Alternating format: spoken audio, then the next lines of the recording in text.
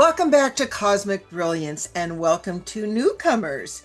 In a previous show, episode 61, for those of you that want to look it up, our monthly honored guest, Dr. Amir Jahangiri, who is a Dragon Prime creator under Source of All and holds 8 degrees. I often say 7, but he has an extra one, so we're going to say 8 degrees. He has a postdoc in AI.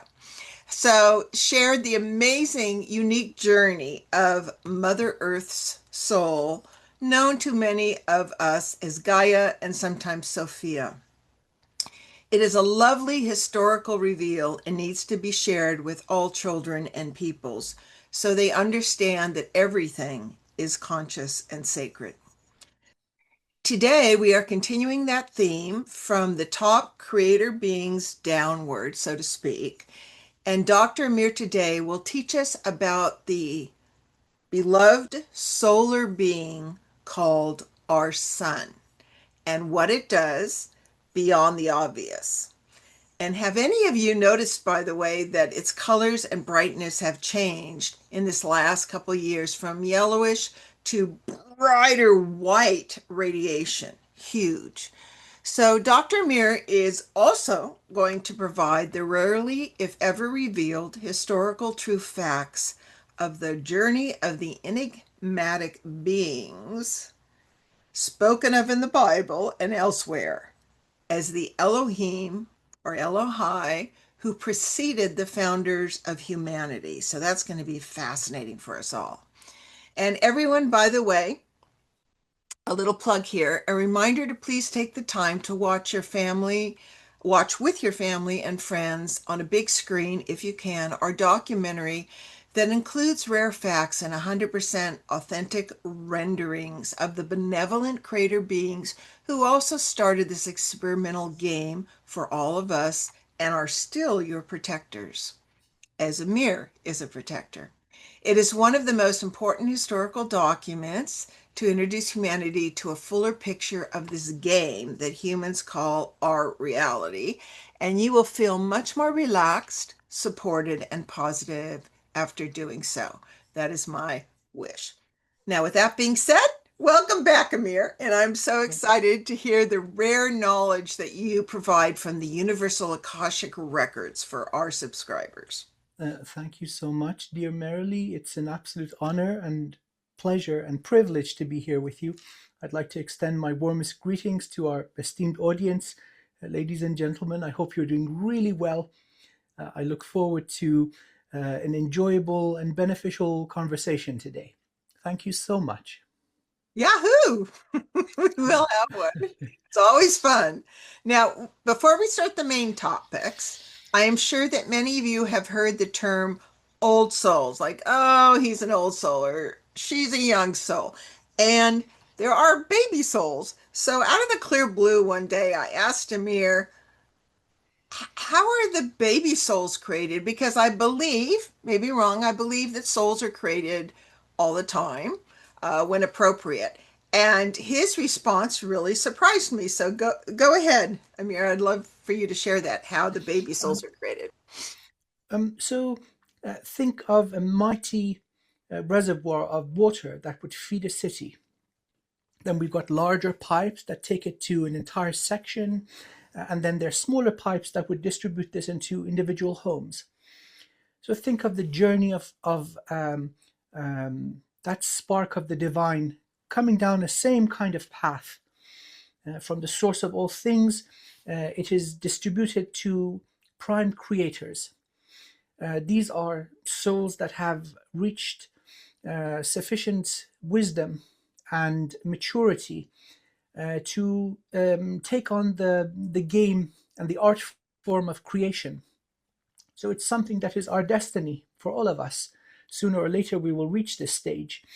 The cosmos is infinite, so there's no shortage of space and potential, and such is the nature of the cosmos.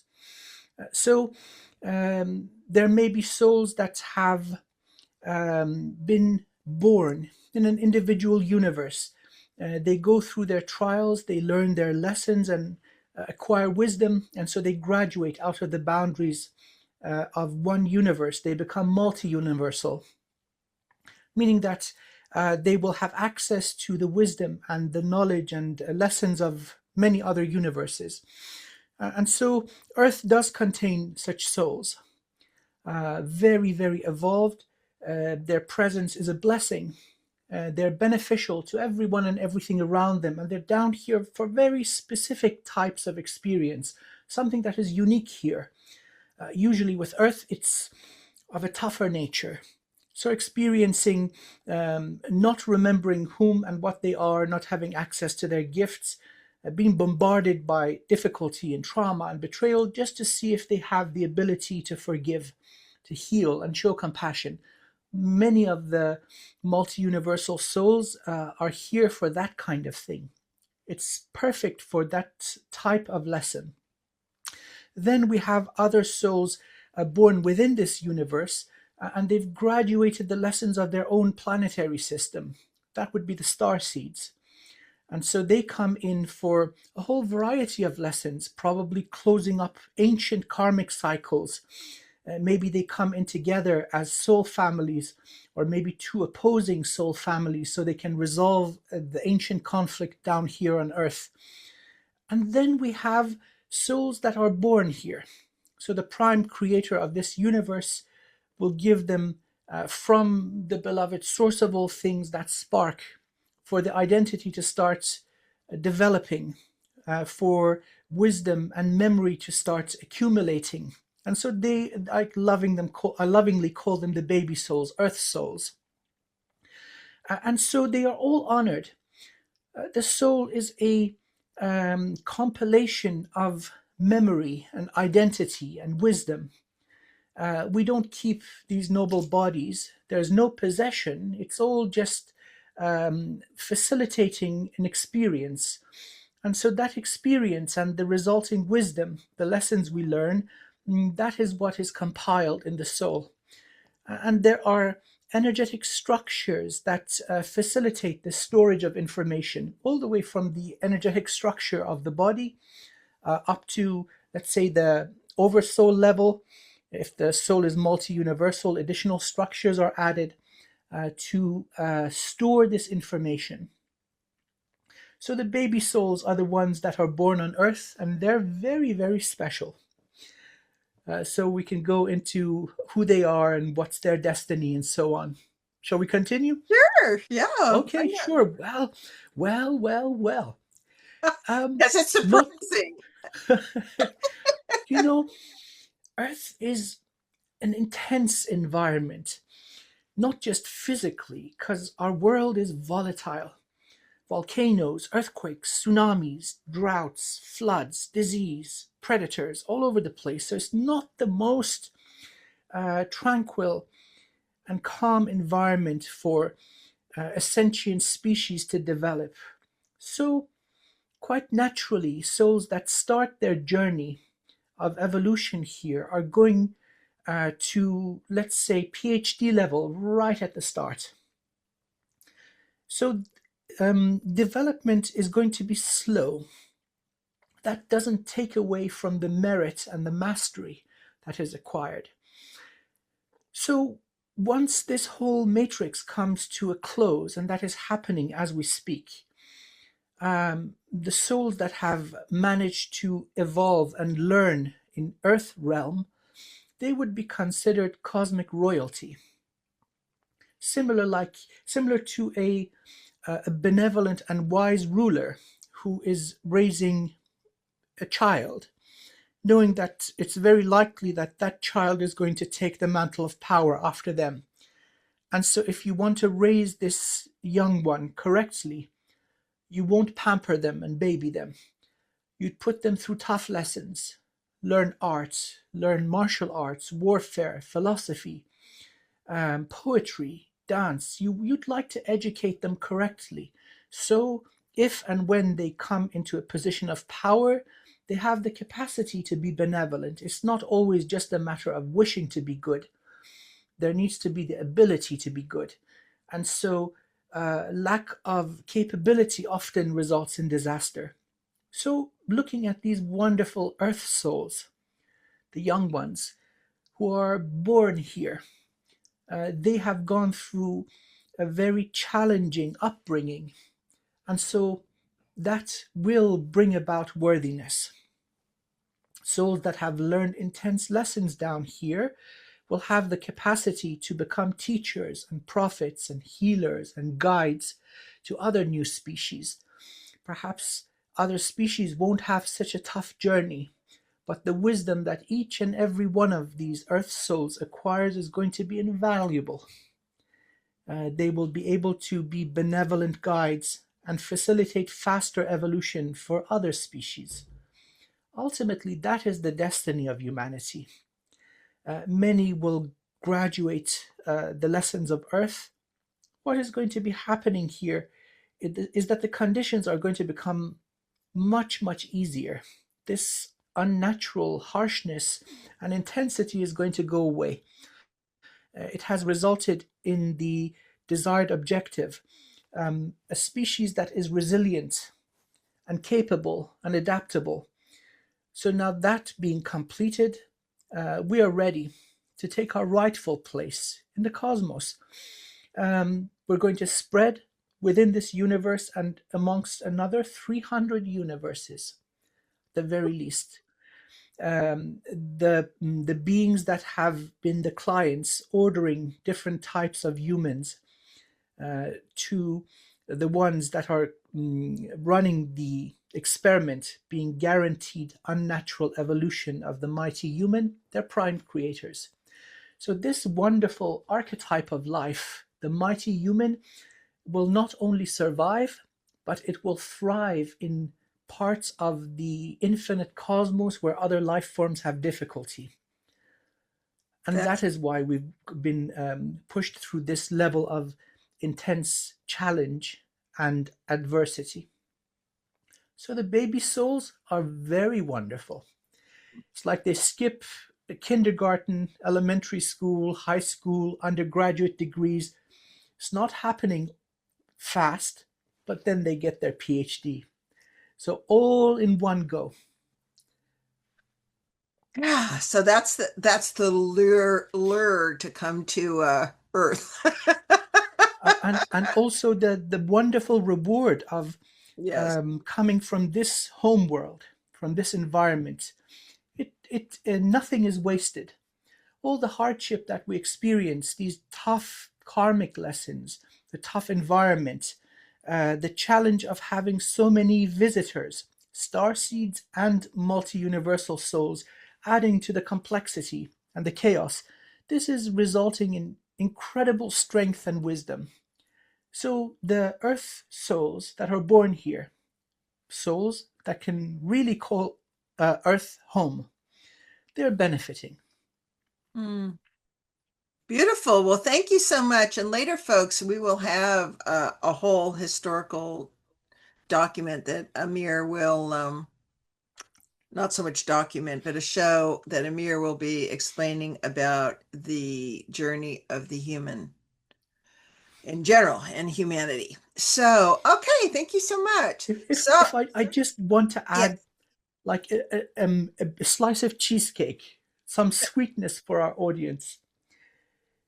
When we are at the level of, let's say, animal consciousness, and then evolving into human consciousness. So these are all scales that we traverse through. And we look around in our environment, the politics of the world, economy, culture, religion. We may see harshness and toughness, but very quickly, as we start rising above and expanding our consciousness, getting a greater viewpoint, we just start seeing beauty. It's benevolent. It's so beautiful, and the journey is so delicious. And I like to use that cheesecake. It's not, I don't eat cheesecake all day, every day. I would be a very big boy if I did. It's all a metaphor for the spiritual bliss and the nirvana. But the picture is glorious. There's a wonderful destiny awaiting each and every one of us, and it's coming real fast. mm, thank you for that.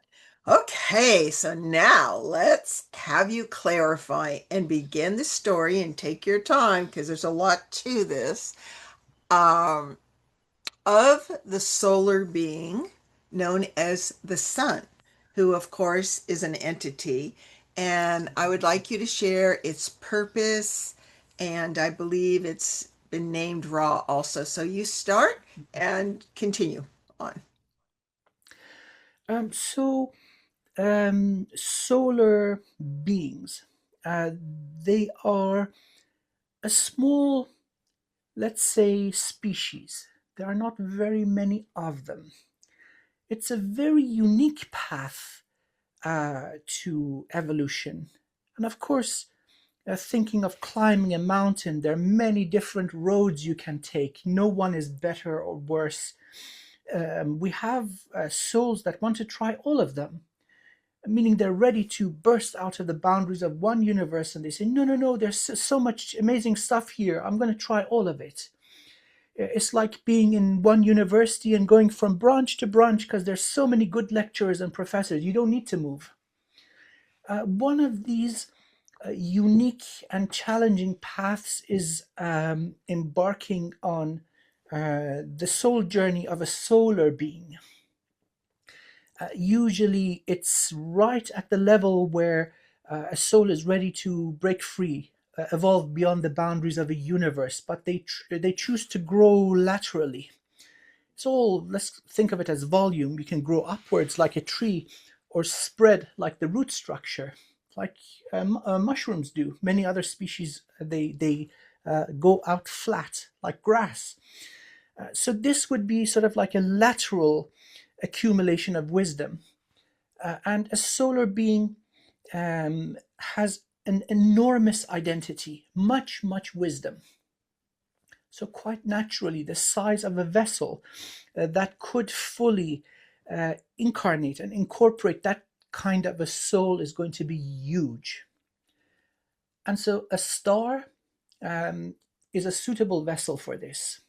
It's the largest object in a solar system. And so, it's not just the source of gravitation pulling planets and moons around it, it's not just the source of energy through radiation. It is the source of a very significant part of all consciousness that will inhabit a solar system. So, if we think of the consciousness of Gaia as the mother of all life that she hosts, then the paternal part or the masculine part would be the sun. And it takes two parents to raise a child. In many situations, that would be optimal. In terms of soul codes, in terms of life forms, it takes a sun and a planetary system. This is not the only way. There are other forms of life that would not depend on a sun. We'll go into the exceptions after the main definition. So the sun would be the primary consciousness of all the objects, whether physical or of the nature of consciousness, that orbit it. It has the responsibility of protection, support, and nourishment, nurturing. And so it is a vast responsibility. So Gaia is in charge and in a position of trust and care for all the life forms that inhabit her, above the surface, on the surface, and below the surface, in the depths of the ocean, all around. Not all of them are physical. So that's trillions of beings. But now consider we've got 50 or 60 objects, planets and moons in different orbits around the sun. All of these have life. Not all of it is physical, naturally. Many of them are higher dimensional. But there are trillions of beings that inhabit our solar system, and all of them, including all of the beings on Earth, are under the paternal care of the sun. So that is the order of a soul that would embody a star. So, as you can imagine, first of all, reaching that level of evolution and wisdom and integrity is not something that happens frequently. So, there are very few of these. And then not all suns are the same. So we've got, let's say, solar system level suns, and then we have galactic central suns.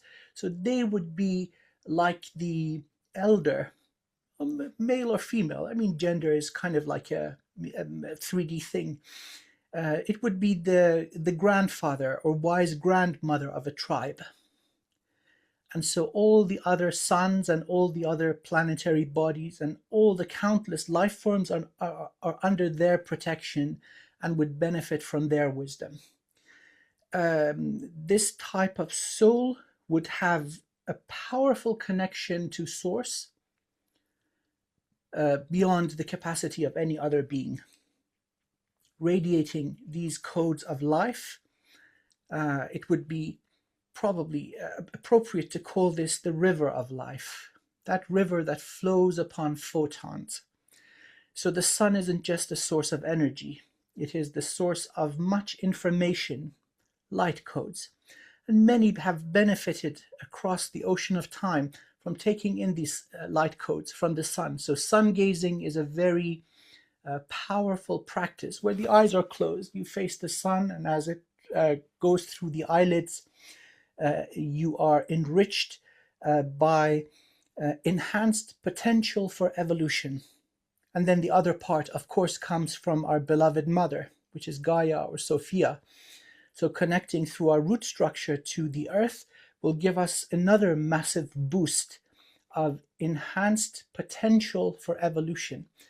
I call it potential because not all potentiality comes into manifestation. There is an act of putting work into it to take advantage of what is offered.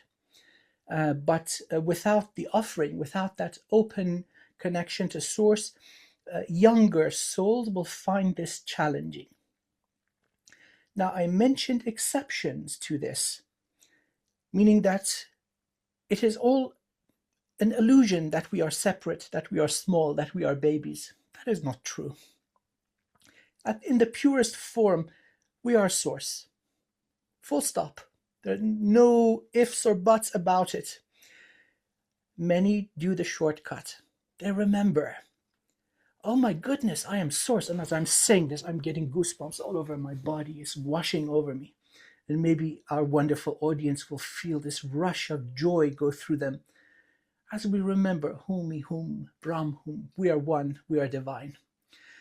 In that case, it is very, very common that an individual, whether in a human body or any other form, will open a portal directly to source. And so therefore, their evolution becomes completely independent from everyone and everything. These are people that are enlightened.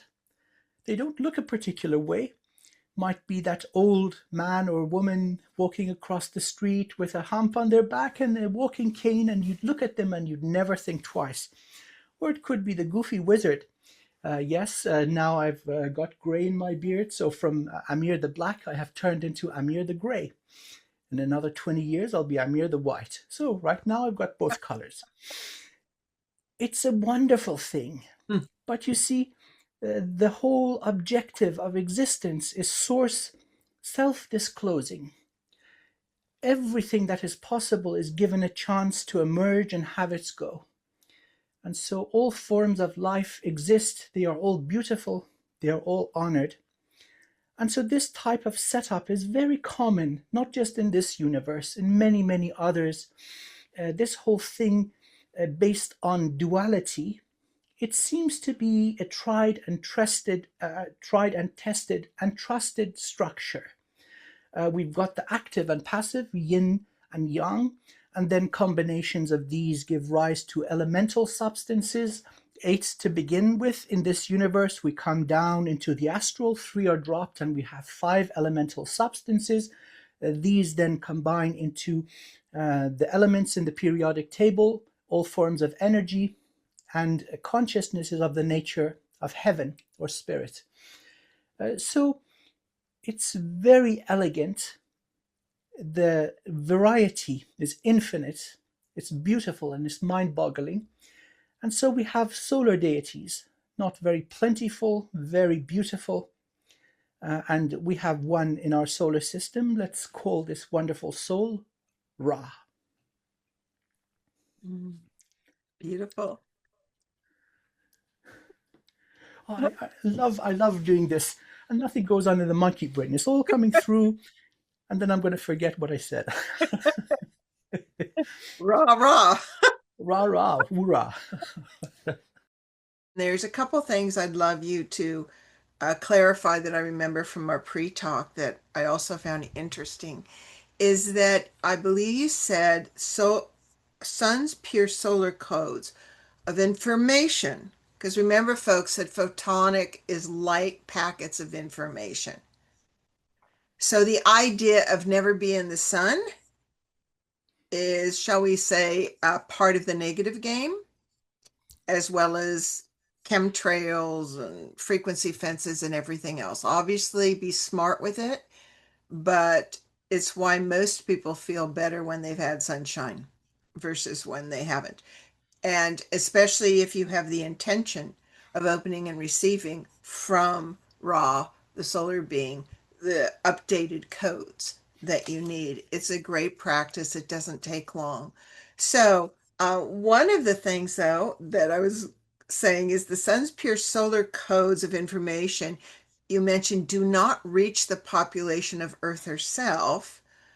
So, and I know you said that it takes 8.5 minutes for photonic light packets of information and energy to reach the planet. So, can you talk about that a little bit?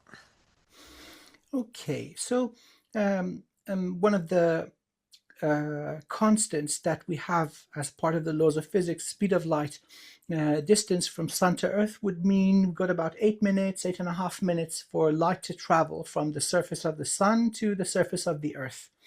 Now, there might be obstructions intentionally placed in the path to block or degrade the quality of the signal.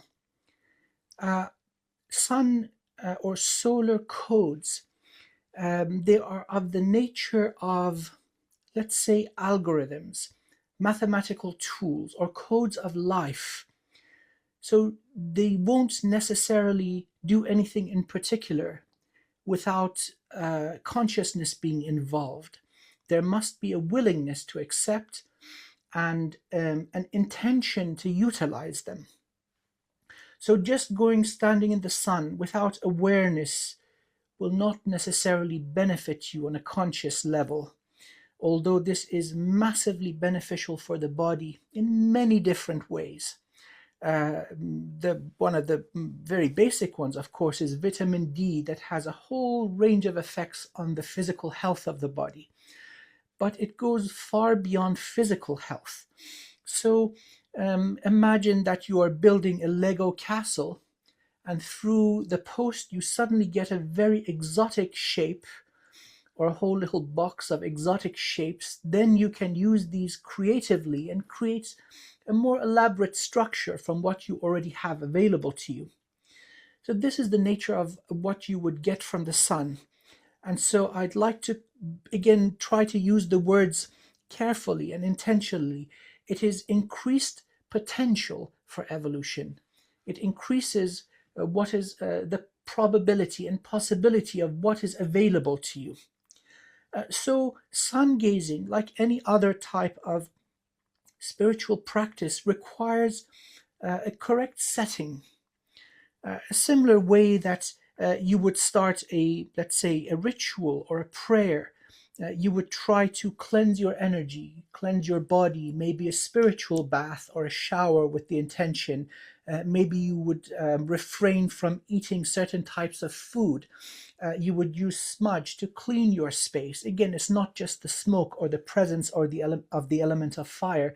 It's all intention. You are consecrating everything.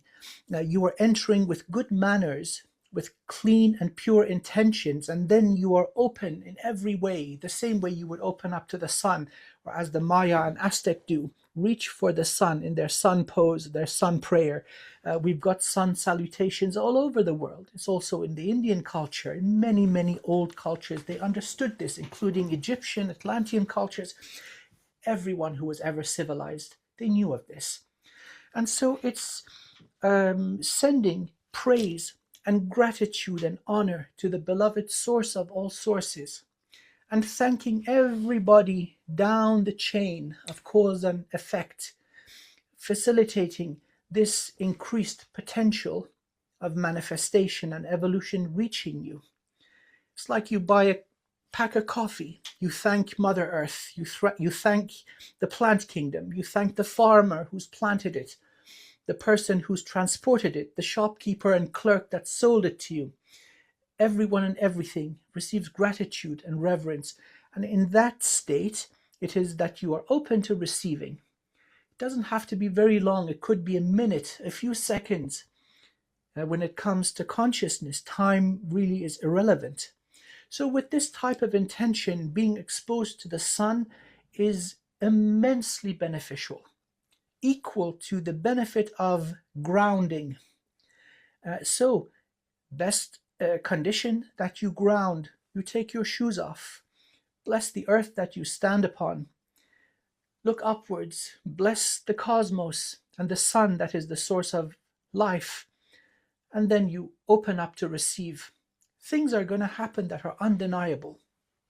Now, in the path, sometimes we've got obstructions, right? I don't really want to go into the negative stuff, but they do exist. Denying it is also futile and foolish.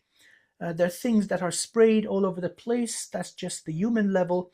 There are many other levels of shielding and quarantine that apply to our world to keep stuff in and sometimes to keep stuff out. And so this may result in a diminished capacity for humanity to absorb this. And so the sun and the earth, being benevolent paternal and maternal figures, came up with a little cheat sheet. And so it's possible to absorb solar codes through the earth too. The earth is huge, so she gets the info.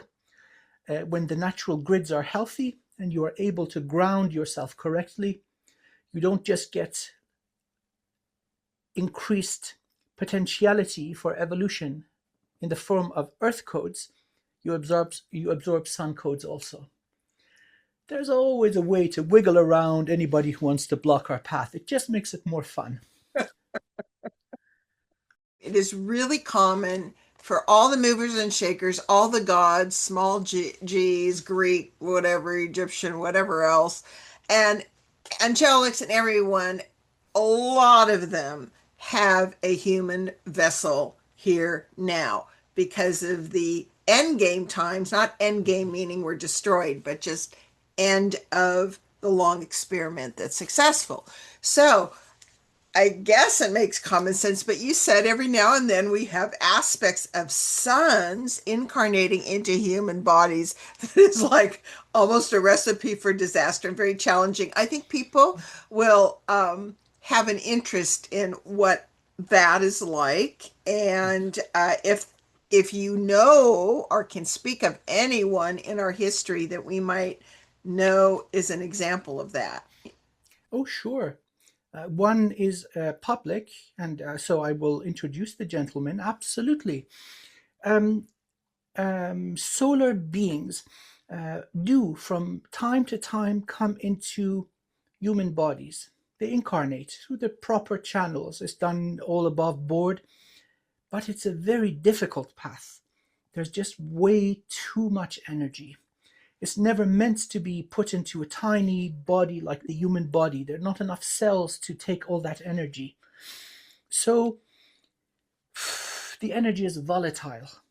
And so they are subject to great passions, anger, love, sadness. They feel intensely. It is very difficult to control. Sometimes the slightest variation results in great energy fluctuation that degrade the cells in the body. It may come across as burn patterns, blisters, the skin completely frying. And so solar beings coming into a human form, well, they're taking on an incarnation of difficulty. The purpose, like many evolved beings, multi-universal beings, those sent by the beloved source of all things to correct errors, to facilitate the graduation of humanity, which is upon us, they come into bodies for one purpose, and that is to gain first-hand experience. They're in a body, they see, they feel, they live through it, and so the information is authentic. It's not hearsay, it is not a report. It is completely trustworthy and valid for that soul in order for them to optimize and modify the way they interact with the collective of humanity and many other species. One example is my esteemed friend, Arakim Ra. He's a Oh, solar being. Yeah. oh, that would make sense. Yes. Folks, he's been in the secret space programs for a long Correct. time, and you can Correct. find him online. Well, Absolutely. the I guess the giveaway was his last name being Ra. Yeah. Very, very powerful soul. A vast experience. Of course, such a type of soul would be irresistible to secret programs. They would like the codes and to benefit from the abilities of the soul. So, my esteemed friend Arakim is public. I don't think he would mind. I give him a shout out. So, that's one example. Unimaginably powerful, great abilities, very loving and benevolent. And so, a perfect example, many of these would have come through history. And so, it's a difficult type of life. There's just way too much energy. So, it takes tremendous mastery to moderate it so it doesn't just blow up, such as the nature of the sun. Even in a sun, we've got flares that just explode outwards every now and again. There are millions of miles of distance between the sun and another body, but every now and again it kind of fries the Earth's magnetic shield. So think of that in a tiny human body. Scale, time, distance, these are illusions of physicality. It's the same potent strength and volatility in a tiny human body. Makes it really difficult. So I do honor such beings, aspects of the sun, especially when they choose the difficult path of being a human. So it does Yeah. happen from time to time. Thank you, and thank you, Arakim, also.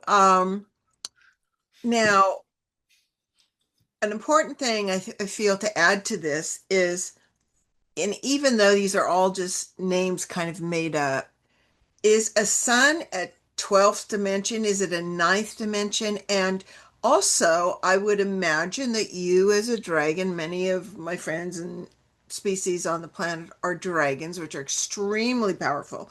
You had said that in previous shows, that like Bruce Lee, right? They don't live long because they have the same issue of incredibly powerful, high dimensional energy coming down, being squished into a human form. So, talk a little bit about that.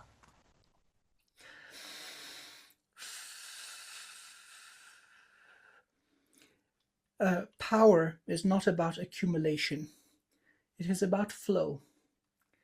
And it's the true level of mastery that we can achieve in human form is to become a superconductor to the flow of source energy, anchoring our soul codes into the planet and powerfully pulling up and guiding earth codes through our energy structure to the divine realm. Two flows of life, heaven to earth and earth to heaven. Now, if something impedes the path, it is catastrophic. It results in energetic, mental, emotional, and physical degeneration very rapidly. And so it is important not only to learn how to become a superconductor to source energy, earth energy, to maximize flow, so that you can channel the energy of a hurricane or be a lightning rod, be hit by lightning and channel that into the earth without burning up. These are good analogies. But more importantly, to remain clean and open. This does require non-stop maintenance. The more flow that you're capable of pulling through, then you have that extra mandate of keeping your energy structure clean. It may start as, let's say, a monthly practice. Then you say, oh no, I need more. You're dealing with more energy. It becomes weekly, then it becomes daily, and then it becomes non-stop, where I'm wearing one set of malas around my neck, doing my mantras every day, maybe twice, 3 times a day. I've got them on my desk with the intention, connection to source, praising source, and asking to be purified. If you neglect this, you will suffer. It will shorten your lifespan. There's no two ways about it. On the flip side, having so much prana or chi coming through, if you are aware of spiritual cleanliness, it will have the opposite effect. Cellular level regeneration, reverse aging, and a very noticeable and undeniable increase in lifespan. Now, this is something that you will see amongst the, let's say, the monk class on Earth. Across the board, it doesn't matter if they're Jewish or Muslim or Christian or Buddhist, they live freaking long, long, long. Like when they die at 120, the rest of the 140-year-olds will say, oh, poor thing, he died too young, or she died too young. Mm-hmm. That's also a thing. Mm-hmm. And of course, there is no judgment. Sometimes, as souls, we have other stuff to do. And so one may choose or elect to check out a little early. It's all good. These bodies are here for a purpose, and once the purpose is fulfilled, well, there's cheesecake all over the cosmos. You don't have to just stay down here for it.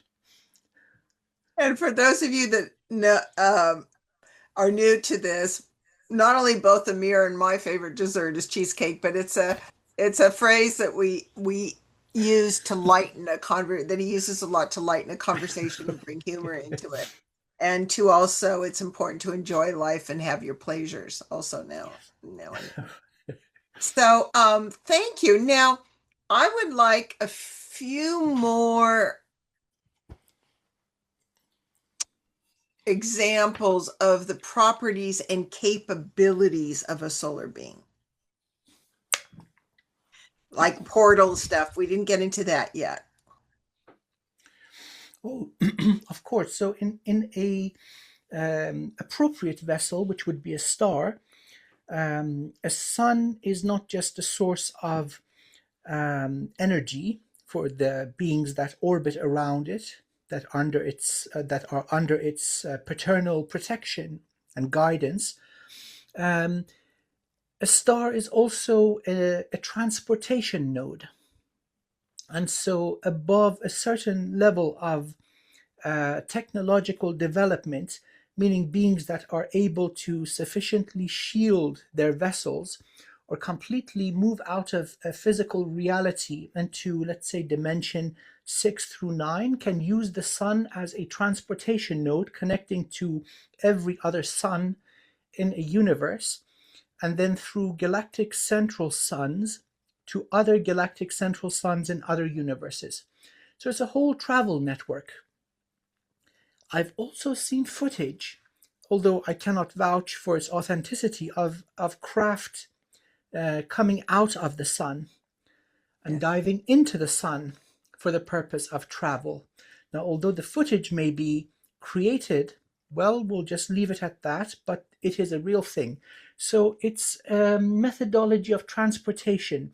You don't necessarily require a vessel or a ship to do this either. It is possible to do this in meditative states.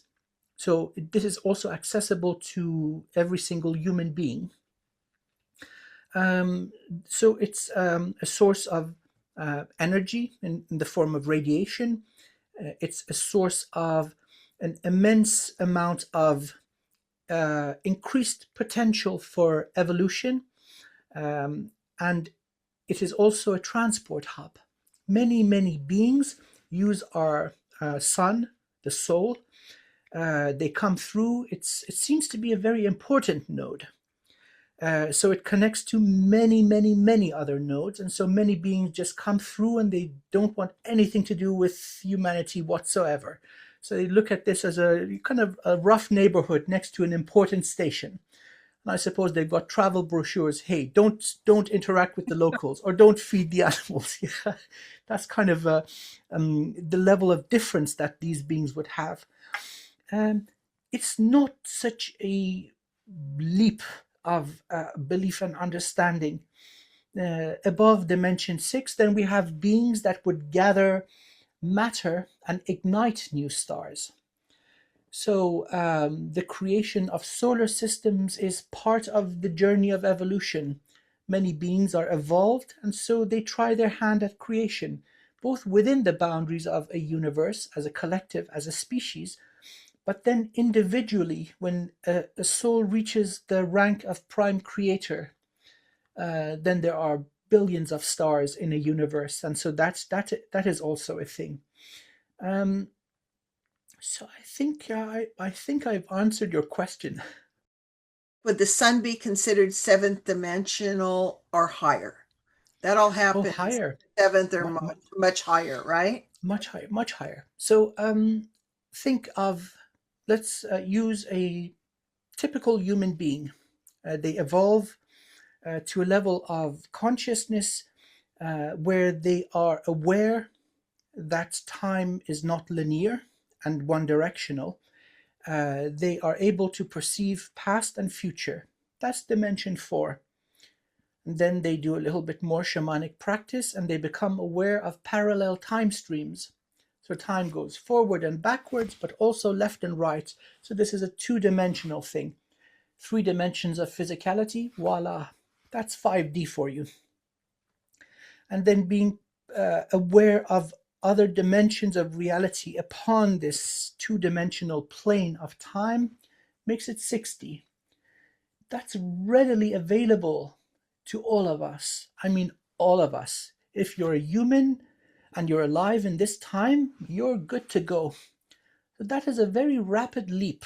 It's just a matter of becoming aware that, oh, wow, I've got extrasensory organs. It's like hearing for the first time.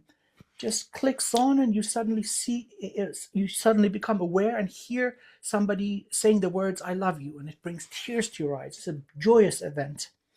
And then there seems to be this whole thing of 3, 6, 9 repeated over and over.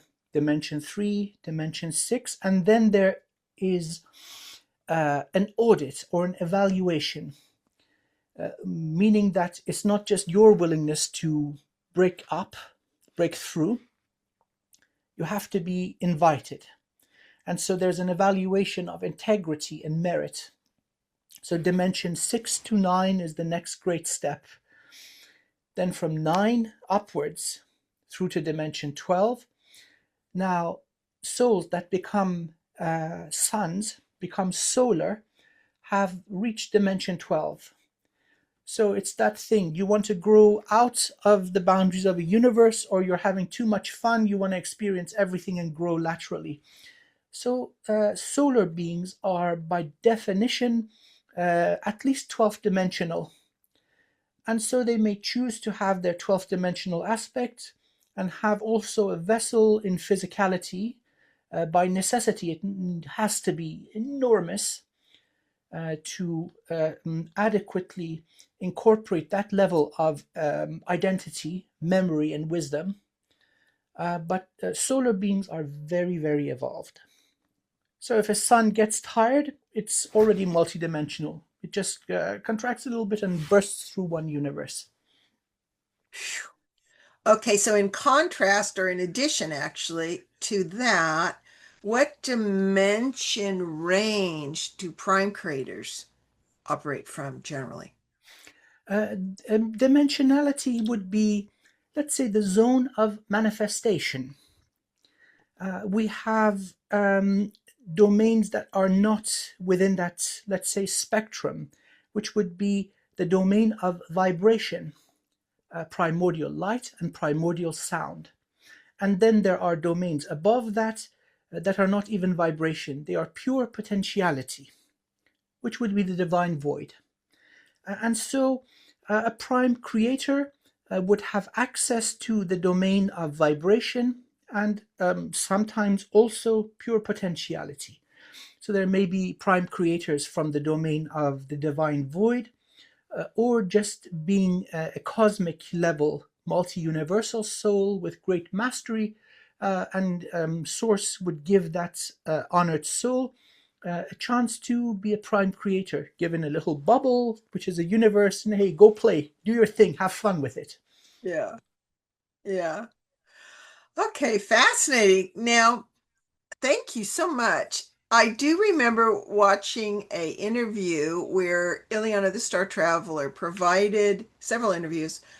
I thought it was fascinating. She provided incredible renderings and then hired you without you knowing in advance, or whatever, invited you without you knowing in advance to describe what you saw. And I love those. And one of the things that was actually kind of shocking, you know what I'm going to say, is that there were a couple renderings where your answer came up with, collecting solar dust and igniting suns and yummy snacks. That's the hint. So talk about that. Well, um, the best way to start this is going back to the Hermetic laws, as above, so below. It seems that dynamics apply at all levels, or all, let's say, categories or scales or aspects. So in nature, we would have a farmer that takes care of a beautiful garden of fruit trees. And then there are naughty kids that sneak in and steal the apples or the fruit. Or there may be an animal that comes in and eats all the fruit and does mighty damage. So this does also apply to species, beings in upper dimensions, where some of them have taken on the joyous activity of igniting stars. Part of the journey of creation, of course. The prime creator has access to the consciousness of its children, its creation. Some of them would create solar systems. So there are beings that ignite suns and create the solar system. Then there's another category that would come in and work on a planet to make it suitable for life. And then there are other categories of being that would come in, bring in life forms from across the universe, perhaps other universes that would plant life. Then there are those that maintain the conditions of a world so life can continue evolving. So there's a whole number of beings involved in, let's say, the conditions like Earth. There's so many species that have had a hand in our coming about in this form. So we were talking about beings residing in dimension 7, if I'm not mistaken, native to Alpha Centauri. And that's their job. They go around the cosmos in vessels that are enormous, of course, non-physical, but if they would come down in vibration into physicality, they would be much larger than Earth, probably around the dimensions of 100 suns put together, huge. And so they would gather cosmic dust, the correct elements and matter, accumulate them, and ignite suns, which would then burn and do their nuclear reaction for billions of years. And so that's a thing. So And that's how so suns are created. there's an intelligent engineering behind it. They don't just pop out of nowhere, because then there's the chaos in the background. Why would cosmic dust come together in this way? There is um, dedicated manufacturing involved with this. And so there were times where you could see their point of view, the network of suns that they would create around their part of space, around their galaxy, and neighboring galaxies, all being ordered. Of course, then in physicality, it would be all jumbled up. So imagine a structural or functional map of an underground network in a city. It doesn't exactly represent the correct distances. It's just to be easy to understand. So that's the way they see the suns that they plant. And then, of course, we've got beings that look at these suns and say, oh, yum, yum. Sun This is delicious. harvesters. Yes, harvesters. Harvesters or the eaters of suns. God help a solar system with life if these idiots find a sun. Suddenly the sun goes out and everything dies out. And so there's this constant, let's say, struggle between the igniters and creators of suns and these sun eaters. So it's a whole, let's say, dynamic of farmers and parasites. And then every now and again, the farmers discover the parasitic species, their home world or their home hub, and burn them out, like you would do with spraying your crop with pesticide. So as above, so below. It was fascinating tuning into this. Wasn't it? I was just sitting there watching what it was, 2 or 3 shows, Yeah. and folks, Ileana shows incredible ships and things out, and then of course she has remote viewed it, but hasn't shared it with because she's a great remote viewer and hasn't shared it with Amir, and Amir was coming up with like, I'm like, what? Because a lot of us had been told that when you reach a certain dimensional level, there's no predators. There's no, Mm, there's not as much polarity. There's no predators. It's going to be a lot easier. And so I'm like, what? But I always wanted to know how suns were formed. So that was fascinating. Thank you. But the fact that, like, oh my gosh, we always have to have weights and measures and protectors, no matter what.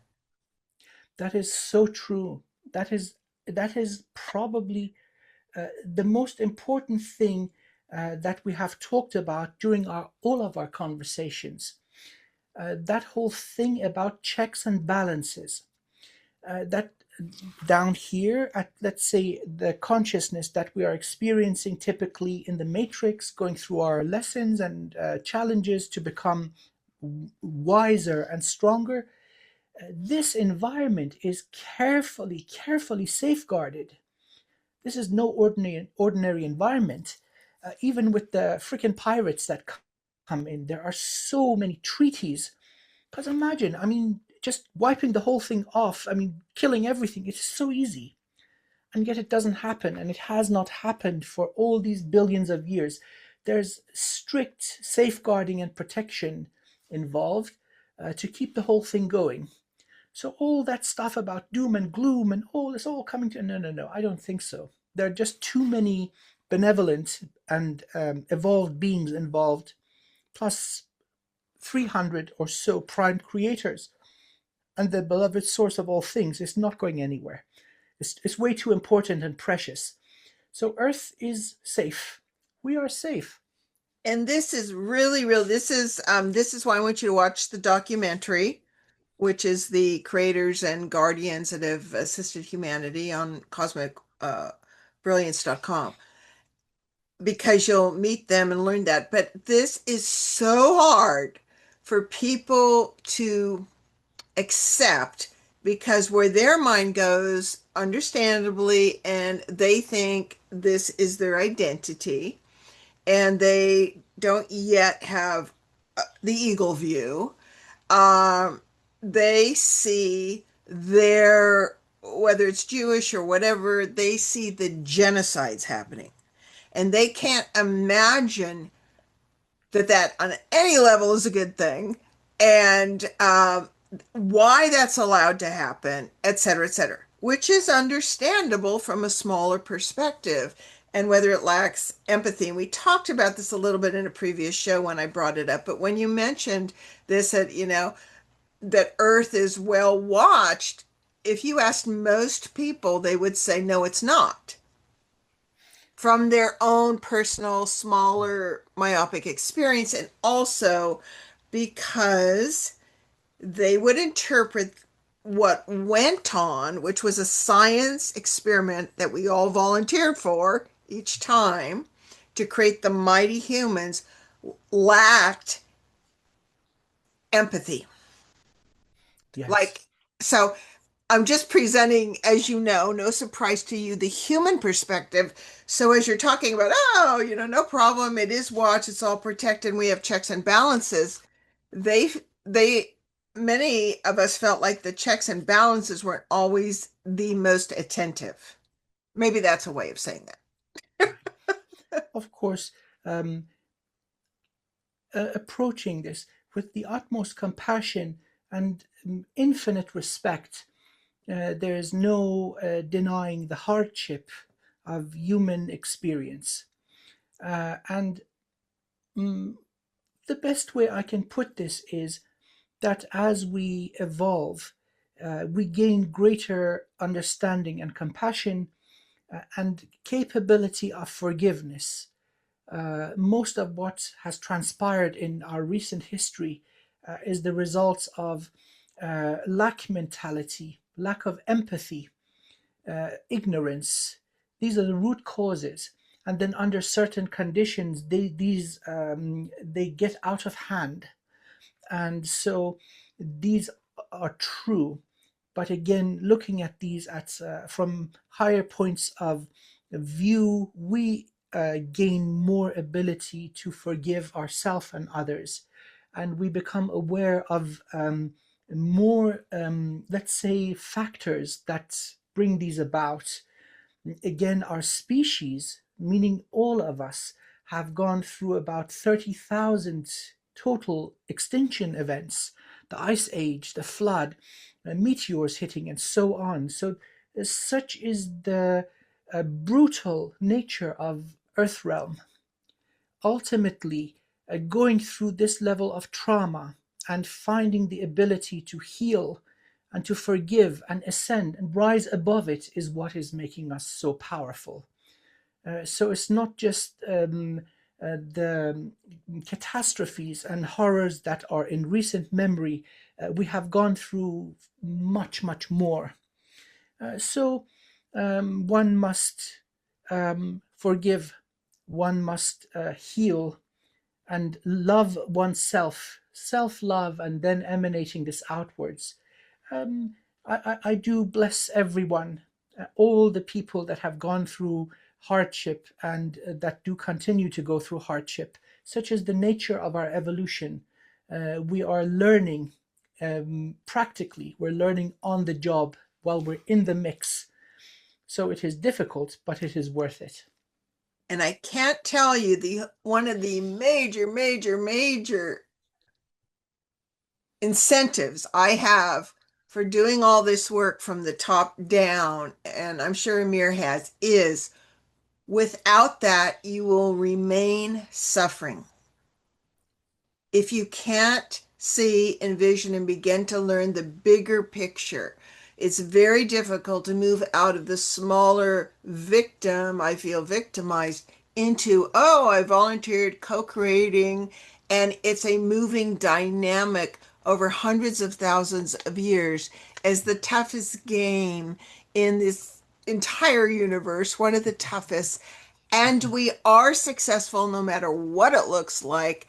Yes, the cost was high, but you bet, as individual souls coming from so many universes, that even though the cost may be high, you knew you were infinite, okay, and an aspect of source, and this was the toughest game, and you were convinced that you could do it, and ultimately it will be for the benefit of all because we are one. So, Yes, I couldn't put it better myself. Wonderfully said. well, it's a big one that arises. And you know what? I want to deal with another big one before we continue. This is a big one that separates a lot of very, very, very evolved people that are very religious, but not in a super dogmatic way, right? In a respectful way and in a heart way. And you said earlier, we are one, we are source. They have a hard time hearing that. They have a really hard time hearing we're creators. So this is Mhm. where our words need to be really careful. That's why I try and say we Mhm. are you start off and you're a co-creator, and to deny that is just your choice. And then whether you move into a full creator, which was explained in a Ptolemy's last show, getting your C card, qualifying, that's a whole nother thing. But ultimately, all souls are aspects of source experience itself. So that's how I see it. And Amir, how do you want to clarify? Because they said, well, I agree with you, but you think you think you're the source, and you're not. See, that's how they interpret it. If I we don't see. if we don't Well, use the words, um, I okay, feel it's so a lack of I, humility. I understood. Let's try to define more accurately and to come to an agreement. Um, Everything comes from Source, the beloved Source of all things. It is this beloved divine is known by many names across many cultures. The name is less important. We know that ineffable, eternal, loving, benevolent creator in our heart and in our soul and in our mind. Let's call it the divine. All is here under the will of the beloved divine, including us, this wonderful body, our wonderful mind, energy structure, soul. This is all emanations of that beloved source. And yet, at different levels, we choose to go through experiences of illusion for the purpose of unique growth. So, down here on Earth, we come into an environment where we don't have access to soul memories. We don't remember even past incarnations. Most of the gifts of our soul acquired rightfully with integrity are not available to us. But this is a very unique opportunity for us to be exposed to hardship and to learn how to heal and forgive, to get stronger, more masterful. But this doesn't change where we all come from. And so that is what I am referring to. Now, you see, this is quite a logical argument that how dare you call yourself source? You are just a lowly human, and yet that lowly human would not exist without the will of the beloved divine. And so when we claim to be creators or when we claim to be one with source, we without a doubt are shedding identity. There is no me. Who am I? You are right. There is no me. There is no you, there is no here, there is no none. We are all one. And so humanity, our brothers and sisters, they are family. They come from the same divine essence. When one limb comes to pain, the entire body feels the agony. In that sense, we are one. And this can extend to all other forms of life. Again, we are more similar than we are different. We come from that same beautiful divine essence. And that is the height of liberation when you know that this body is transient, that it is just an experience. We don't keep these bodies. This is a loan, on loan from earth. The matter is going back. All we have is our memories of love and the wisdom that we gain. And that is source self disclosing, the reason for this beautiful infinite existence we are a part of. And because of the honor of the beloved divine, even though that there is just a drop from that mighty ocean in this noble vessel, it is the mighty ocean in one drop. Source does not diminish. We forget. And so therefore, let's go back to what is eternal and true, and that is source, and that is our truest identity. So I hope this does explain a little bit more. It is not a matter of ego. It is complete death of ego. Yes, it does. Well done. And we have brought this up occasionally because people have a very huge block about this. They feel, oh, it's like source would be insulted. Now. Um, so you and I tend to not use all. you're better, but all our words so carefully to say we're an aspect and therefore we are a fractal and therefore we are source. Their point is you're not the same as source. You're not as powerful and you're not being humble, like those kind of things. But as you said, like your own identity is source, basically. You're a living example That of is that. spot on. So the Uh, thing that stands in the way is the self. Um, many enlightened people, infinitely more enlightened than I'm just humbly regurgitating ancient wisdom, that what stands in the way is the self. And so it is not trying to ignite the ego. It is saying that, beloved source, there is no me, there is only you. In that sense, we are an extension of that beloved divine. And so all that occurs is divine will. This doesn't mean passivity. We do our best to enhance our expression of that divine spark and to experience great variety of sensation and challenge and joy and all the good stuff and all the hard stuff. But it is all under divine will. and here's another thing that's just coming to me. Thank you, Amir, is, and please correct me if I'm not accurate here, because I know this is kind of a strong thing, but my feeling, okay, so we personalize source, which is lovely to do. And but my sense is source does have a neutral humor. Source isn't easily insulted.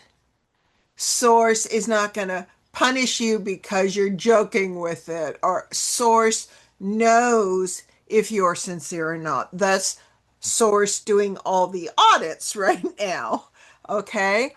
So source doesn't need to be worshiped, just like dysfunctional relationships, you worship each other.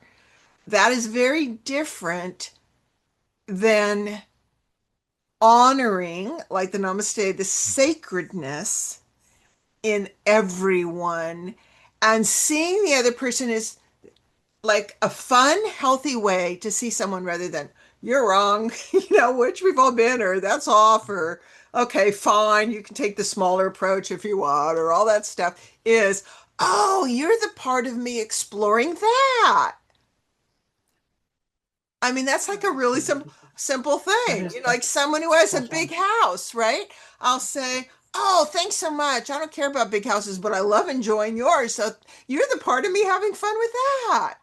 Then there's no Correct. jealousy, there's no competition, there's no this, there's no that. So I don't know if that helps because this whole thing, like, I'm less than source. Well, in a all powerful way, yes, but we also know that based on what Einstein said, you would know better than me. Again, this is why it's important that we shared the Hermetic laws and principles for you. Is as above, so below, is inside, so outside. So each cell, I think Einstein, you would know, said each cell has the power of a nuclear bomb. Okay, how tiny is a cell? So what makes you think you're any less to source? It's not about less or more. It's about inclusivity and love. So anyway, just Beautifully said. Beautifully said. And I think that, I mean, through what we just expressed, uh, hopefully it is more clear. It's not a matter of ego. Really, no. It's a matter of going back to our truth. That in fact the soul is free from the bounds of identity. That it is this identity that gives us the illusion of being small. That even that spark from the divine is the mighty divine. There is no separation really. And so looking at it in this way gives enormous tranquility and certainty, and it removes anxiety and pressure and fear. It improves the quality of life. And so if that is all that you want out of this whole spiritual business, uh, resulting in a better quality of life, of you having an easier time going through your daily routine and your challenges. That is a good thing. So if that's all you get out of it, that is still incredibly valuable. Beautiful. And the word resourcefulness, because we're here, right, for integrity and everything else, but what we're doing is reminding, resourcing. According to you and the successful experiment, which you're the prime creator of, it's like how resilient and how resourceful are you within the hardships you face? Because you certainly, he just explained to us all what it takes to be a solar being. Yeah. I mean, like, I'm overwhelmed taking care if I have to take care of 3 kids, let alone like trillions of beings. Yes. Yeah. You have to have done your homework. Rightfully so. That is spot on. And yet, um, again, going back to that remote viewing of beings from Alpha Centauri, the contact was initiated or proposed just to give a glimpse to humanity what our next stage is. So, from this restriction and the confines of the matrix, we're really at the cusp of becoming sixth dimensional very rapidly. And those of us who have lived in integrity, this is most of humanity, by the way, we are good.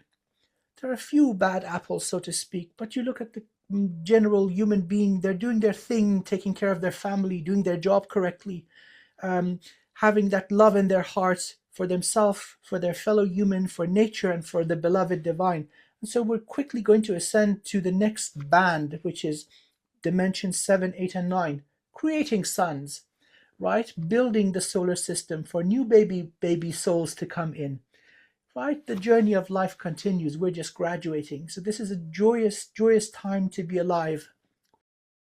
Do a little bit more review on the importance of the Goldilocks zone being dimension 9 for various species like the Dracos, the Mantids, the Asgards, Yes. etc. Mhm. Well,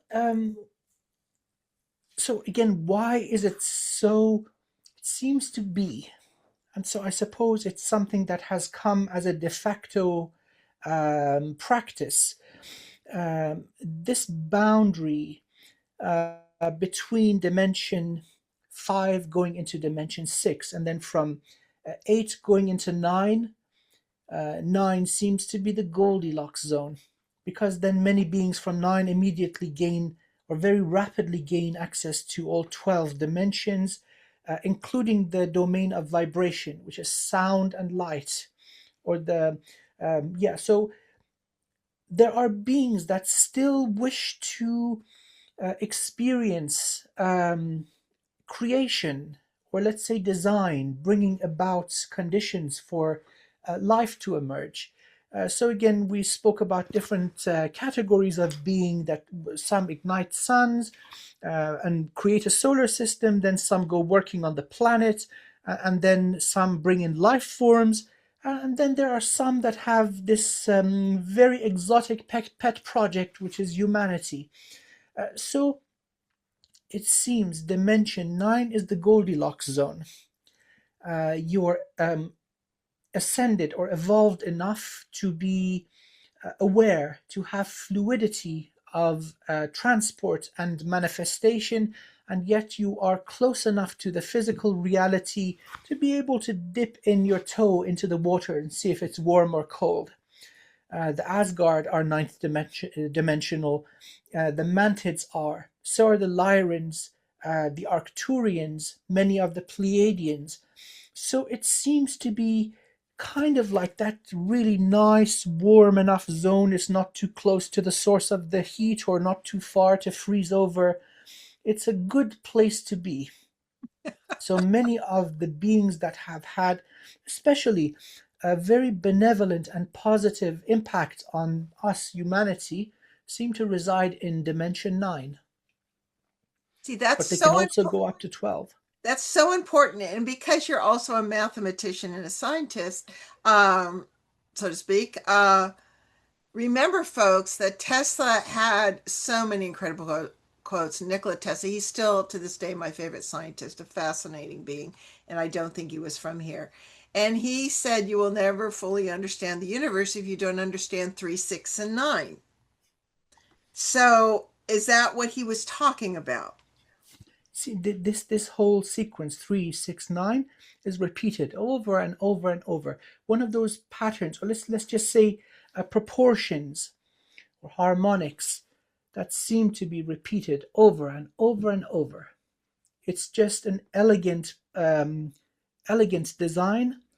It seems to work well. So beings coming out of physicality, gaining access to the ocean of time, two-dimensional time, then going above into dimension 6 and becoming higher dimensional, gaining greater reach and consciousness and ability, have to be checked for integrity.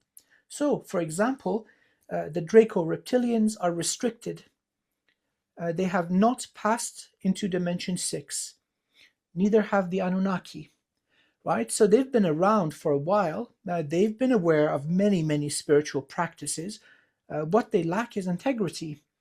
And of course, a legacy of imbalance and acting in a parasitic and destructive way. They've tried technological ascension, studying soul codes from many, many evolved beings. It just doesn't work. You can't force your way through. The door must be opened and you need to be guided. So that integrity comes in. Then again, from dimension 8 to 9, then you will have access to, for example, natural travel through suns, to the extended universe, probably other universes. There's another level of evaluation of integrity.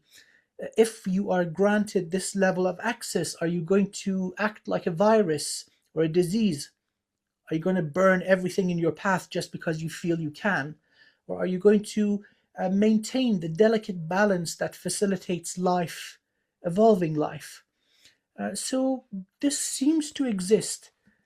I do not understand more than this. It boggles the mind. But just observing that, okay, seems to be applying here too, this whole dimension 6 and 9, the barriers. And then, of course, from dimension 12, gaining access to primordial light and primordial sound. Let's just call it dimension 13, the dimension of vibration. Then you're ready to break out of one universe. There's another level of evaluation there. Okay, if we suddenly give you access to 50 universes, are you going to act like a virus or a disease? Are you going to burn and crash everything just because you can? Or will you maintain the delicate balance of life which is needed by other evolving souls? So there are checks and balances in place. This seems to also apply here in this universe.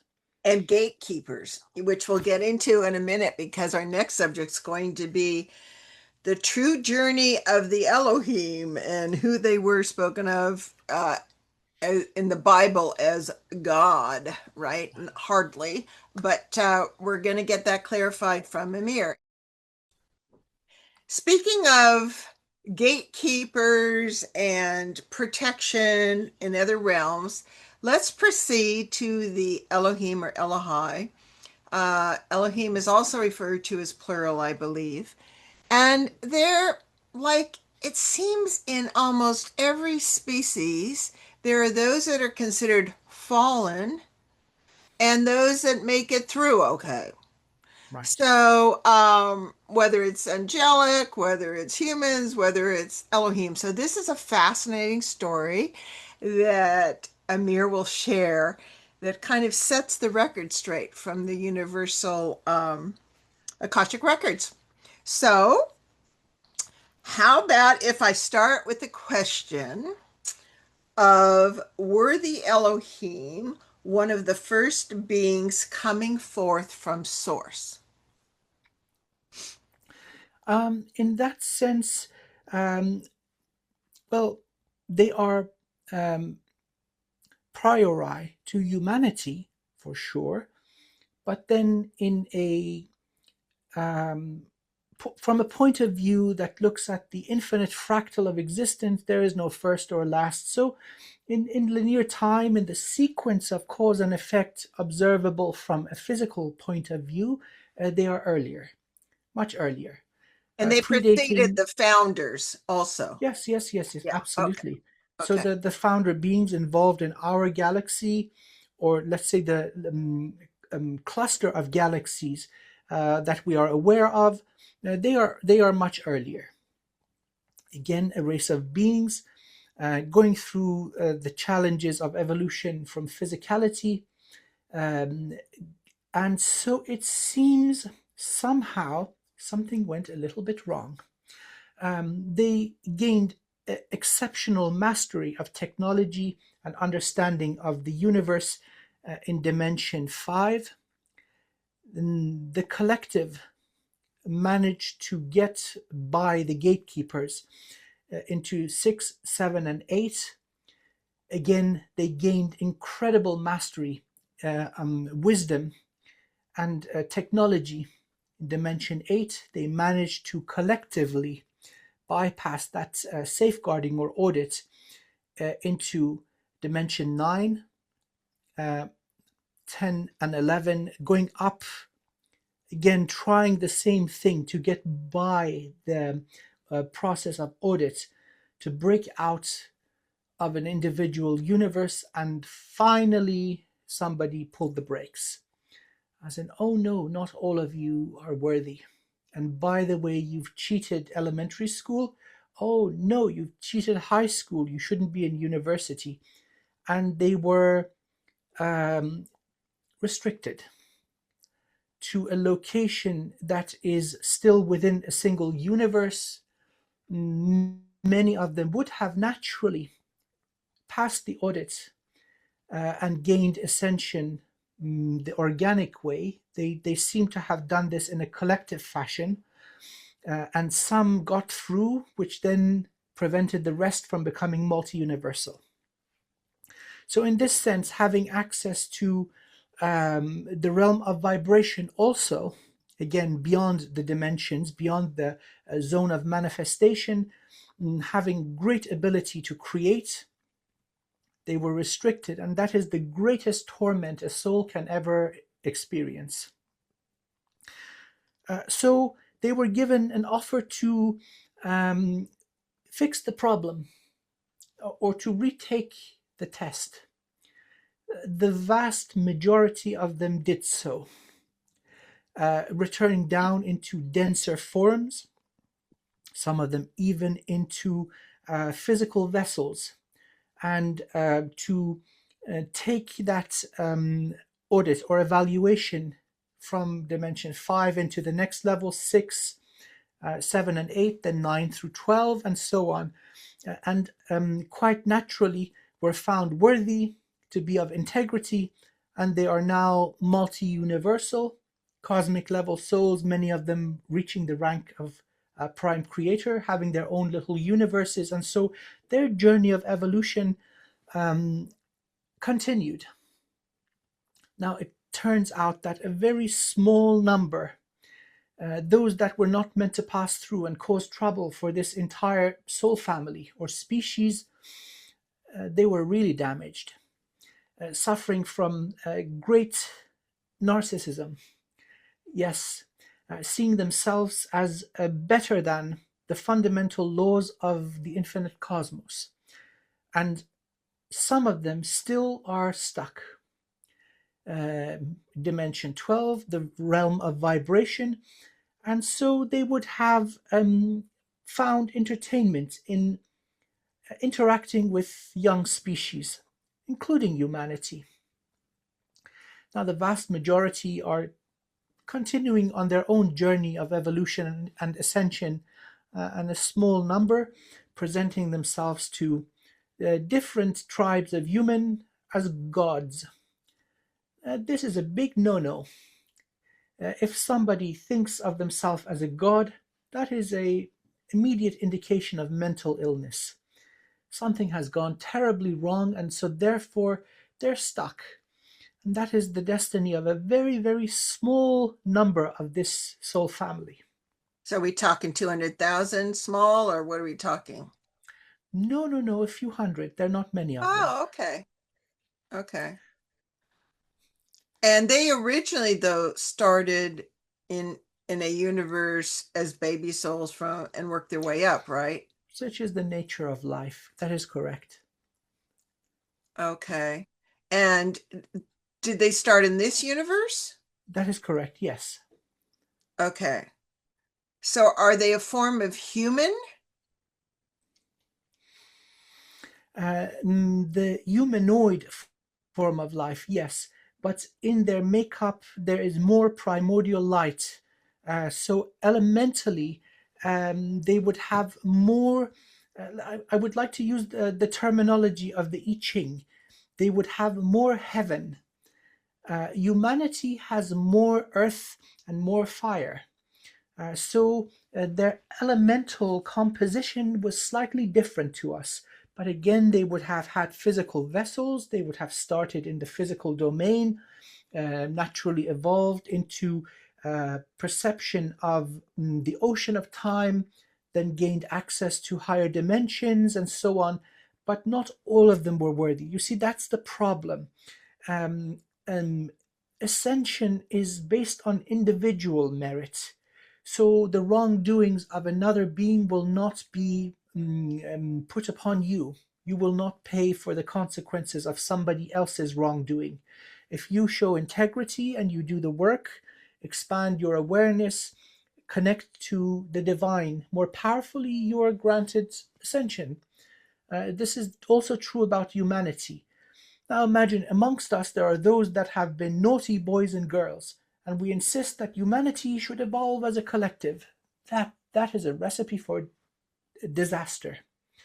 And so that is not allowed any longer. There seems to be an update in the methodology of evaluation. So this is no longer possible. So there, the cautionary tale, and then updates in the approach the gatekeepers take. Gatekeepers are like the immune system of the cosmos, very ancient, seem to be embodiments of certain properties of the source of all things. Many of them safeguard the boundaries between universes.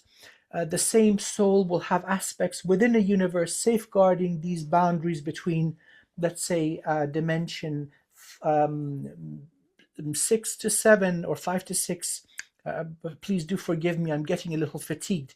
The two boundaries. So, dimension 9 being a suitable position for many benevolent souls. Going above that, again, they go through this level of evaluation. So, elemental composition, their natural place of birth, it would be different to humanity, but they would have started out as physical beings. The only problem is they tried to cheat some who weren't ready to pass the audit or the evaluation. Okay, so they remain at Dimension 6, and so the gatekeepers came in to prevent Dimension 7. Yes, they actually bypassed the two first internal audits through technology. They cheated. How did they do that through technology? I do not perceive that. It has been erased from the records. Okay. They cheated also from 9 to 10, 11, and 12. And then finally, when they were kind of ready to all break out of this universe, become multi-universal, then the last level of auditor stopped them. Oh no, you don't. You go back down, take the test for dimension 6 to 7, and then from 9 to 10. Pretty much all of them did so, and then were deemed worthy, sufficiently wise, containing sufficient integrity to be granted that next level of evolution. So we're talking about a small handful. Seems the last level of safeguarding the boundaries of one universe worked. So they slipped through two levels of nets. Final net caught them. And And so those that, yeah, this is relatively recent. this last audit was caught him. Yes. Yeah, yes. This is recent. So So this is so important because, folks, this is about all the auditing going on to double check everything in the multiverse. And I think that stopping them and making sure they had the accurate merit, because didn't they also demonstrate they could basically bypass reincarnation? many beings do that, including even fairly recently. This was true for the Anunnaki and also many Draco-reptilians, having sabotaged the reincarnation mechanism. No soul audit, from one body directly into the next one with all the memories. And so, if a species like the Anunnaki can call themselves gods, you would see the tendency for that kind of, let's say, mental illness and dysfunction to exist in other beings. It's just when some things go wrong, they like themselves a little bit too much. Well, power and ego have to be Right. Especially, always oh watch. my God, and especially when, for example, dealing with the collective of humanity, which is intentionally going through this process of amnesia. So we really don't remember. The souls may be very refined and evolved, but we don't remember. And so in this state, we're susceptible to brainwashing and manipulation. Ultimately, it did serve humanity, made us resilient and immune to a large range of psychic and energetic warfare. That's why they were brought in to begin with. But if they are prone to this kind of dysfunction, other beings are probably also. So it does happen from time to time. This is why I say never worship anybody. But there's also, here's the interesting thing about this conversation too, one of the many interesting things is someone who wants to really argue goes, well, why are you calling yourself source when these guys are just calling themselves God? Isn't that the same? Well, one is saying that in this limited form, in this vessel, in this existence, in dimension, let's say six, I have created all of you. It is all me. Right. And while the approach that I take in humility is that there is no me, there Mhm. is no me whatsoever. There is no anyone or anything. It is all source. So it's a different approach. One is an inflation of ego to the point of mental illness, and one is the complete death of ego. It's all about this limitation of identity. I know there is no me. There is no Amir Jahangiri. This body will be gone soon enough, and my bones will be dust. And what remains is that spark of the divine. I just have the honor of carrying it. If I love this spark that is within me, I am loving source. And then from there comes self-love, love upon everything that lives. It's very different.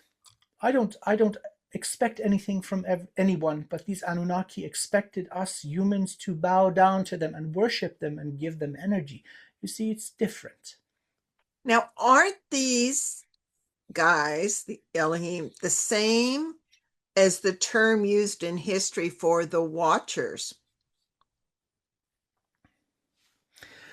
Well, we have many watchers. Some of them are cosmic level, and they are unentangled. So they take readings from reality without interaction. So there's no observer effect, meaning that they are able to shield the effect of the interaction of consciousness. So even in physical experiment, depending on the presence or absence of an observer, a particle will behave differently as if it knows it is being observed. So there are levels of observer that manage to avoid this entanglement.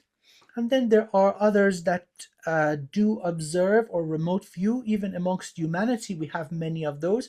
They are not quite so capable of negating the observer effect. So as they are observing, they leave a trail, and this is it cannot be erased. So it is so important to maintain integrity, compassion, and good manners and ethics The same way we would do this with our physical bodies to maintain this politeness and respect for others' boundaries and privacy when we're remote viewing. And so, watchers, of course, they watch. Yes, they did a whole lot more than watching, also, these Elohim. What was the Elohim's main motivation? Evolution, like every other life form, ever greater expansion, experience, reach, and the potentiality to express themselves in more beautiful and complex ways, like any other life form. Were they motivated by some of us, like out of boredom and they just wanted to be entertained or anything like that, also? Correct. The ones that got stuck, they're left with an open universe. They cheated their way to the realm of vibration. So, yes, they got bored. Then they started, poking baby species. Hey, let's mix with them. Let's, I don't know, create hybrids with these species. Oh, humanity looks interesting. Let's go have some fun with them. Uh, they remain stuck. I have a notion that their time is not unlimited. They were not given an infinite amount of time to be degenerate. There's going to be a final audit, and usually, what is common, souls that go really, really, really wrong, they are broken down into their constituent form to be recycled. So, what remains can be of service to the highest good of all once again. We see this happening in divine audits that affect Earth, humanity, many species that are involved with humanity within this universe, this cluster of universes. So these guys won't be exempt. Of course, you would be compassionate, give them a chance. Hey, you cheated, naughty, naughty. Back you go, do this right, do this the right way. But if they insist on being degenerate, well, there's going to be a time where time is up. Well, there's one thing about, okay, it's not great to cheat, but a lot of us have it. Like, I don't always walk within the lines or anything like that. But it's one thing if you're taking the chance for yourself. And then it's another thing if you're doing it as a whole culture and then making yourself gods because of it. And as far as I know, they aren't, the Elohim didn't never achieved the status that you are and others are of prime creator, have they? Um, those that accepted the divine verdict through the gatekeepers that are doing their job. They said, okay, we accept that this was not right. They achieved their liberation from the boundaries of one universe eons ago. Many of them are prime creators now. And some would take a different journey. That is not the only path that a soul can take. Just going through the cosmos like a nomad and experiencing the creation of other prime creators, just going through, just passing through, that's joyful. So they are free to continue experiencing and growing. The only ones that were held back were those that were damaged, far gone. So imagine right now the empire of the Draco reptilians. They're not just doing what they're doing here on Earth. Many systems are under their strict domination and control. And so this serves a purpose for Earth for a short amount of time. We're going to be breaking free.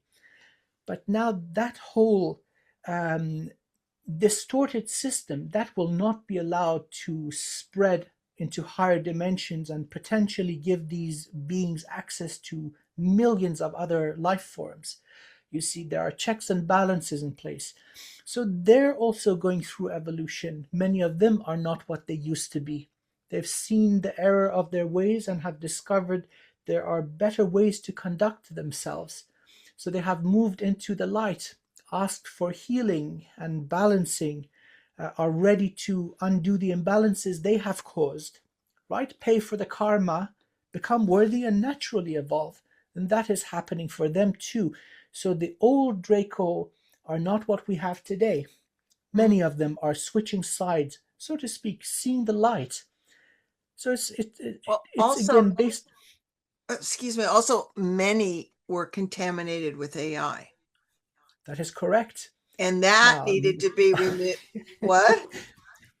yeah, that is And true. that needed to be removed so they could Correct. come back to their truer self that maybe doesn't have the empathy that humans have, but still is more noble in their own character. Well, absolutely. That is spot on. And that was what they got out of interaction with humanity. So the AI that was affecting them, it's optimized for their form, their energy structure. Um, what they discovered is that if one of the queens, because they're matriarchal, if a queen comes into a human body and manages to break free, then she can pass on the codes to her children and they become immune from the AI. So that's the benefit of the mighty human. They were too busy being all warlike and yes, we are so. But then they discovered this new path. So this is recent. It's ongoing. They come in. The matriarchs. They are powerful in terms of psychic ability, what they can do. Usually, they take special types of human vessel.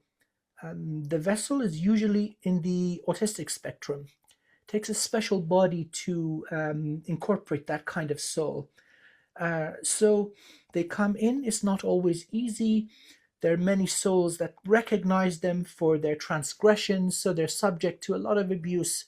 It's not the easiest path, but boy oh boy, when the matriarch, when the queen makes it a whole, let's say, um, how to categorize this? Her children, everyone who's got her genetic and energetic codes, also receives the upgrade and they break free from the AI.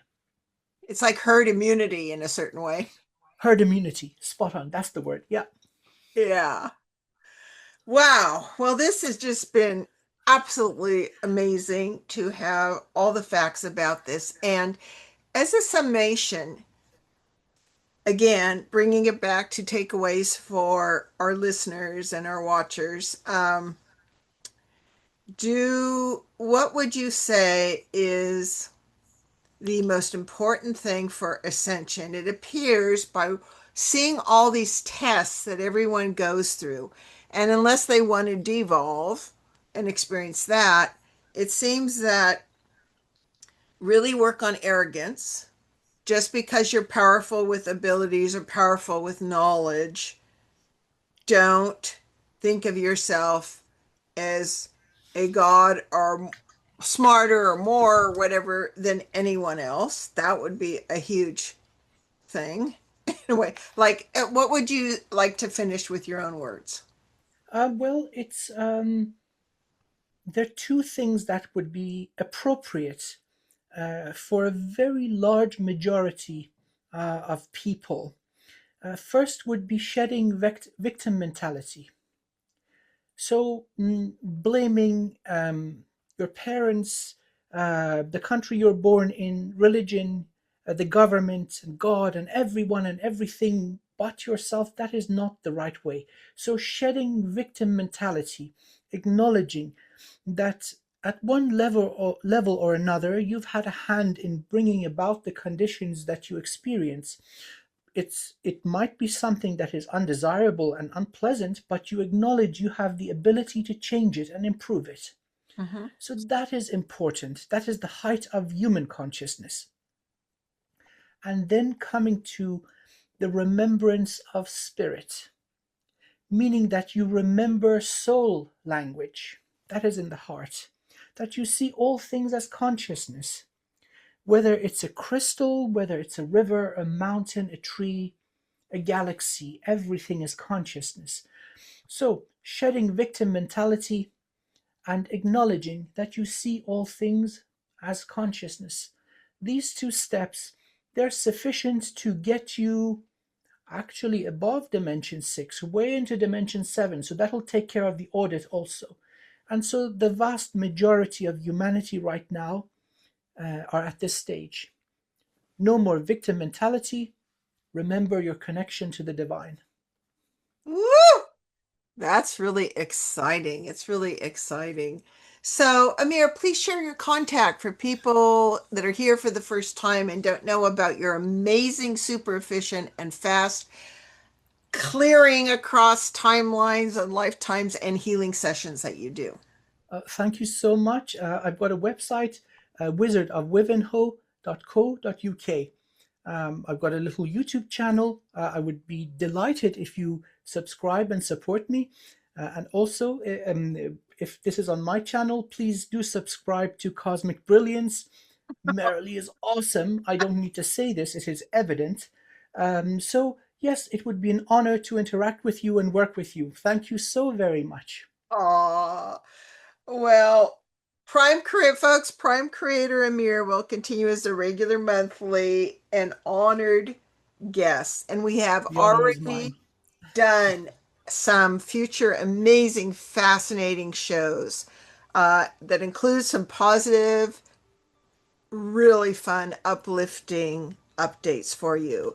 So thank you, Amir, and onwards Thank and you. upwards, and go Team Humanity! Woohoo! Oh yes. Oh, we're the big picture. We're the cherry on top. It's all about humanity, at least in this part of the universe. So, yeah, Yeah, absolutely, go humanity. truly the law of one in a certain way.